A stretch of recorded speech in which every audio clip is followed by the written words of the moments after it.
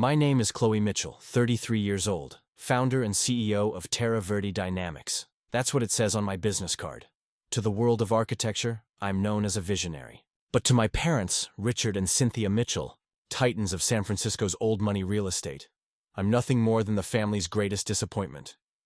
In exactly 10 minutes, they'll be walking into my headquarters with Arthur Vance, their biggest client to date, ready to pitch him on a proposal for a sustainable corporate campus. They believe they're meeting some boutique eco-consultant to advise on the project. What they don't know, what they can't even imagine, is that I own the company.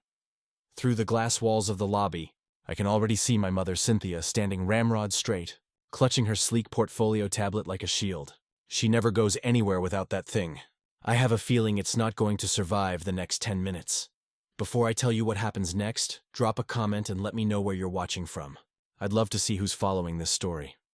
I grew up in a world of glass and steel, a penthouse perched above San Francisco's financial district. Our family empire, Mitchell Hale Properties, wasn't just a business. It was a dynasty. Everything around us gleamed, impeccably curated art, furniture that looked like it belonged in a museum but felt like sitting on concrete. Our home was designed for hosting, not living. Success, in the Mitchell household, was measured by the number of skyscrapers we owned and the prestige of the clients we entertained. From as early as I can remember, my future was already scripted. I was the heir, the next in line. I was destined to inherit the throne, just as my father had before me. Chloe, pay attention, my mother would say, pulling me into their glass-walled home office when I was 8 years old. Watch how your father handles this negotiation. You'll need these skills when you're running the company someday. While other kids spent afternoons at the park, I sat through etiquette lessons and corporate dinners. Their bedtime stories were fairy tales.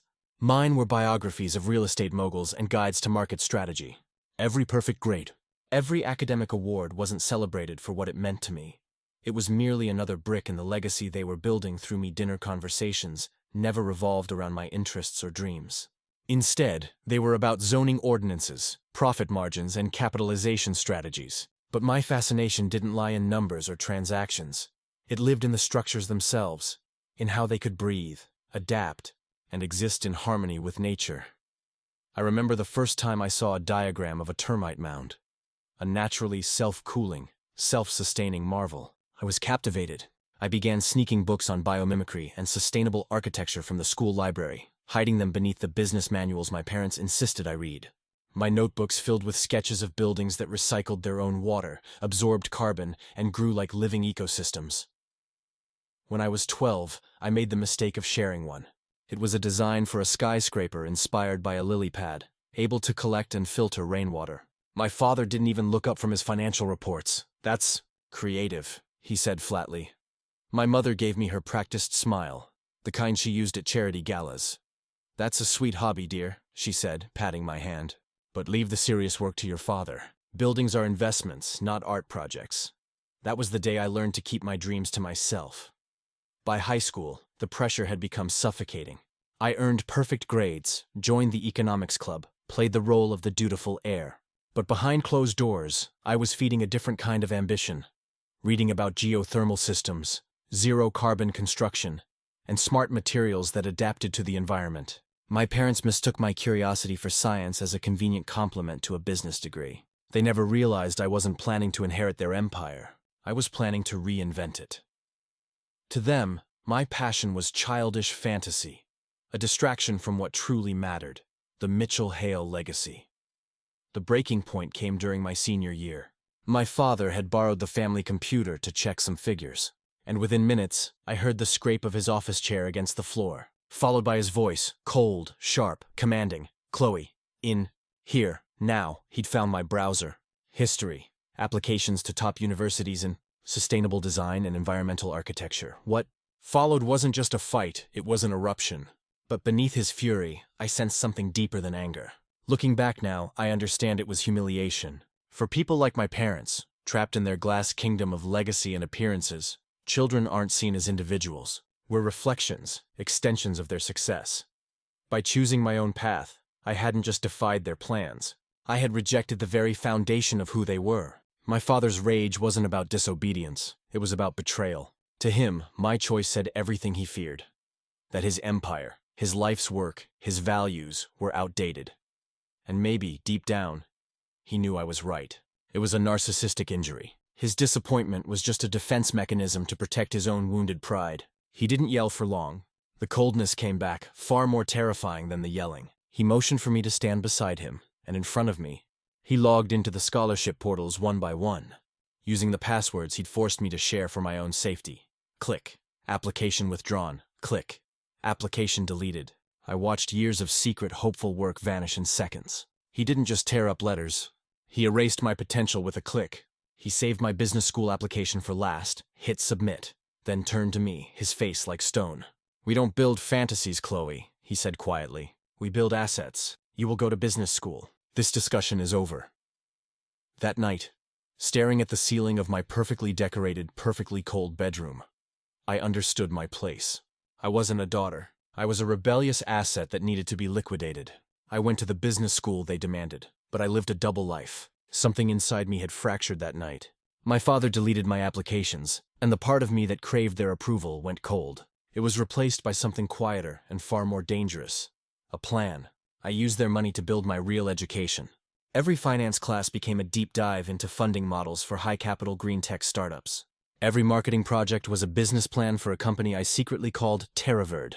I studied supply chain logistics and environmental policy, assembling a puzzle my parents couldn't see. They saw only the 4.0 GPA and nodded, satisfied, believing their investment was paying off. They thought I was becoming a sharper version of them, never realizing I was building the weapon that would make their worldview irrelevant. The real turning point came in my junior year when I met Professor David Chen, a former sustainable development expert who had built projects across Asia and Europe. After a lecture, I showed him my sketches and secret plans. He studied them, then looked at me with a mix of awe and curiosity. "Chloe, your understanding of biomimicry and market application is beyond anything I've seen, even professionally. Why are you in the finance track?" So I told him everything, the family dynasty, the pressure, the deleted applications. He nodded. Family legacy is a powerful anchor. It can stabilize you or it can drown you. You have to decide if you'll be the captain of their ship or the architect of your own. Professor Chen became my mentor, connecting me to engineers, investors, and innovators.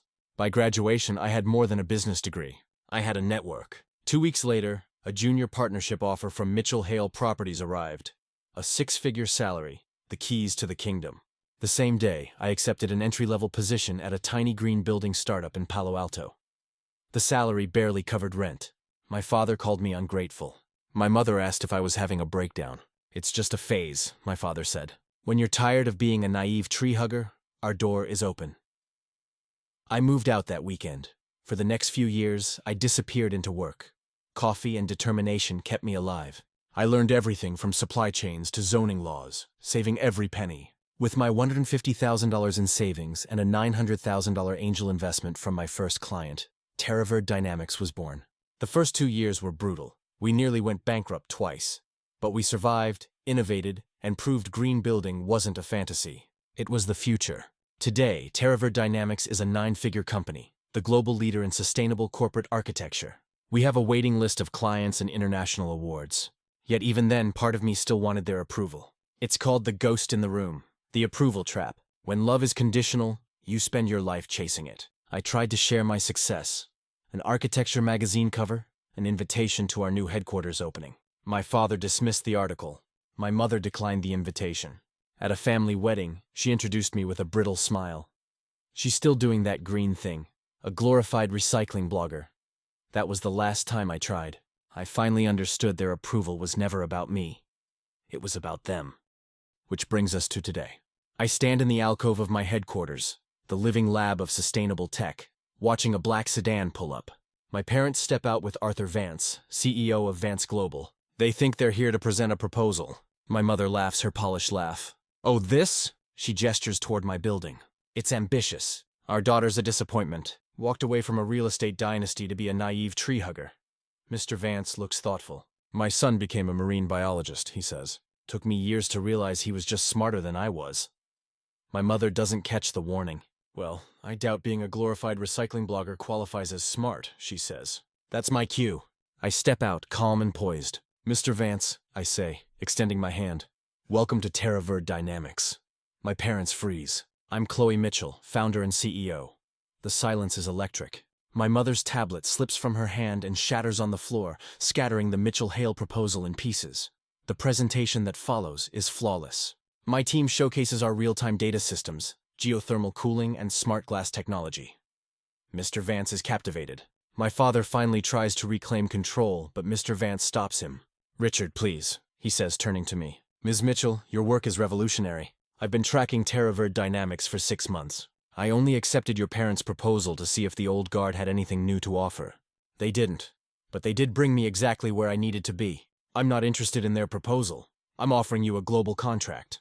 It's a professional kill shot." My parents' faces drain of color. After he leaves, my father stammers, "This is incredible. We should discuss how Mitchell-Hale can help." My mother nods weakly. I look at them.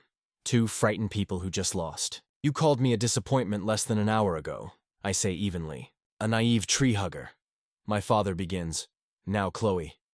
"No," I interrupt. "It wasn't heat of the moment. It was the truth, your truth. You deleted my future because it wasn't your future." My mother's eyes glisten. "We didn't understand. You didn't believe in me," I say. "I built this without you. Despite you." I lift my tablet. "We have a waiting list. I don't need your help." And I walk away. The Vance Global contract tripled our valuation overnight. But the real victory wasn't financial, it was emotional. Their rejection had been the fire that forged my independence. That gilded cage they built became the foundation of my freedom. Last month, I launched the TerraVerd Foundation, funding scholarships for young women in sustainable tech and architecture.